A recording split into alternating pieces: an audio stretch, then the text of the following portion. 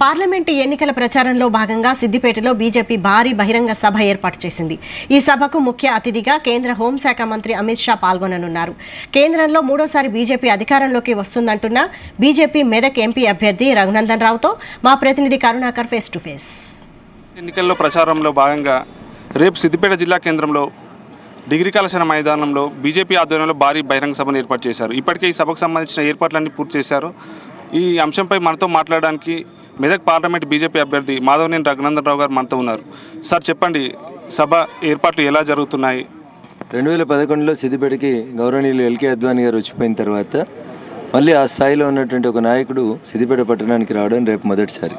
అందుకని నేను సిద్దిపేట పట్టణ ప్రజానీకానికి సవినయంగా చేసేటువంటి అప్పీల్ ఏంటంటే, ఈ దేశంలో అనేక నిర్ణయాలు, ఈ దేశ ప్రజల భవిష్యత్తుకు ఉపయోగపడేటువంటి అనేక నిర్ణయాలను ఒంటి చేత్తో తీసుకొని నడిపి పార్లమెంటుని సజావుగా నడిపించినటువంటి గొప్ప నాయకుడు అభినవ సర్దార్ పటేల్గా పేరుగాంచిన అమిత్ షా గారు రేపు సిద్దిపేట పట్టణానికి వస్తూ ఉన్నారు. కాబట్టి సిద్దిపేట పుర ప్రముఖులందరికీ, సిద్దిపేట మెదక్ పార్లమెంట్ నియోజకవర్గ పరిధిలో ఉన్న ఓటర్ మహాశయులందరికీ ఇదే వ్యక్తిగత ఆహ్వానంగా భావించి రేపు ఇక్కడికి తరలి రావాల్సిందిగా సవినయంగా అప్పీల్ చేస్తూ ఉన్నాను.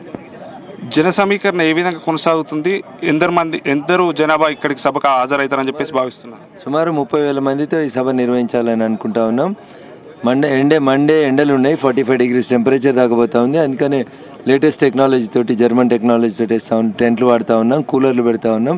వచ్చేటువంటి కార్యకర్తలకు ఎలాంటి అసౌకర్యం కలగకుండా చూస్తాం. కాబట్టి ఎండ గురించి ఎవరు భయపెట్టకుండా రావాల్సిందిగా కోరుతా ఉన్నాం. మిట్ట మధ్యాహ్నం సభ అయిపోతుంది. కావాల్సినటువంటి మంచినీళ్ళు కానీ, కూలర్లు కానీ, వారికి కావాల్సినటువంటి రక్షణ వ్యవస్థలన్నీ ఏర్పాటు చేస్తాం కాబట్టి దాదాపు 15 సంవత్సరాల తర్వాత ఒక పెద్ద నాయకుడు సిద్దిపేటకు వస్తూ ఉన్నారు. కాబట్టి మీరు వచ్చి వారిని ఆశీర్వదించమని, బీజేపీని ఆశీర్వదించమని